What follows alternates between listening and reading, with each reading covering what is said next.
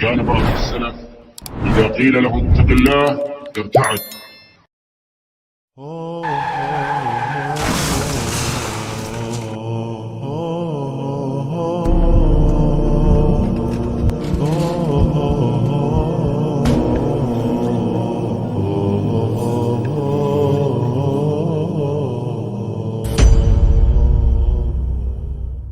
كل نفس ذائقة الموت ثم إلينا ترجعون.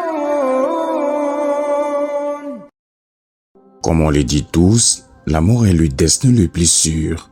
Peu importe le nombre d'années, un jour tu finiras par mourir. Tu fais peut-être partie des prochains, pas le mois prochain, pas l'année prochaine, peut-être ce soir.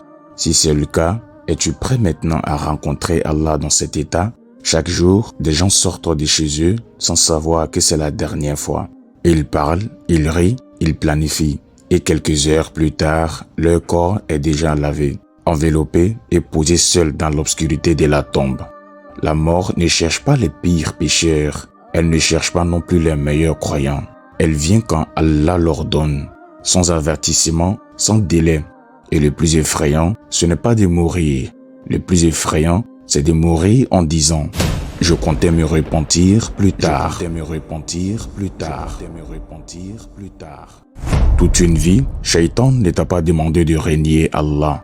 Il t'a seulement soufflé « Pas maintenant, plus tard, quand tu seras plus stable, quand tu te marieras, quand tu seras plus âgé. » Et pendant que tu attendais les bons moments, la mort avançait vers toi sans bruit. Combien de personnes disaient « Je vais changer, je me repentirai bientôt » et n'ont jamais eu l'occasion de le faire. La mort n'attend pas la fin du péché. Elle frappe parfois au milieu même de la désobéissance, quand le cœur est insouciant et que l'âme se croit en sécurité. Qui t'a garanti demain? Qui t'a promis la prochaine prière, la prochaine nuit, le prochain ramadan? La tombe est remplie de gens qui avaient des projets, des intentions, des bonnes résolutions. Ils voulaient revenir vers Allah plus tard, prier sérieusement plus tard, abandonner ce péché plus tard. Mais ce plus tard n'est jamais arrivé. Allah subhanahu wa ta'ala nous rappelle que chaque âme goûtera à la mort, sans exception. Et lorsque ce moment arrive, tout s'arrête d'un coup. Le temps des œuvres est terminé. Le temps des excuses est fini. Quand l'ange de la mort se présente, ni l'argent, ni le statut, ni les relations ne peuvent aider.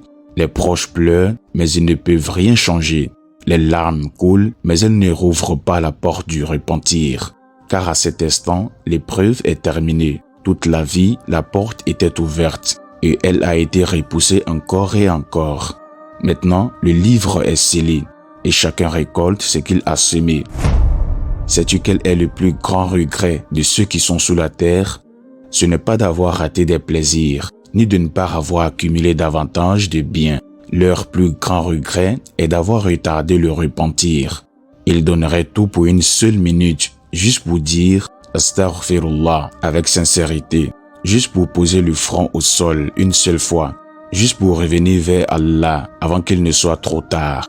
Mais ils ne peuvent plus. Le temps accordé est terminé et le retour n'est plus possible. Et pourtant, toi qui entends ces paroles, tu respires encore, ton cœur bat encore, tant que l'âme n'a pas atteint la gorge, la porte du repentir est ouverte.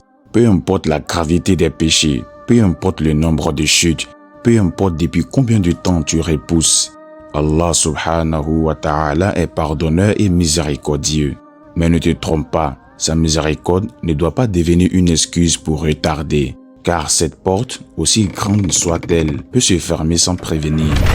Le plus grand piège du Shaitan n'est pas de te faire tomber dans le péché, mais de te faire croire que tu as le temps d'en sortir plus tard. Et le pire des regrets n'est pas de mourir, mais de mourir sans être revenu à Allah. Alors ne repousse plus, reviens aujourd'hui, tant que tu en as encore la possibilité, avant que la mort ne te surprenne là où tu ne l'entendais pas.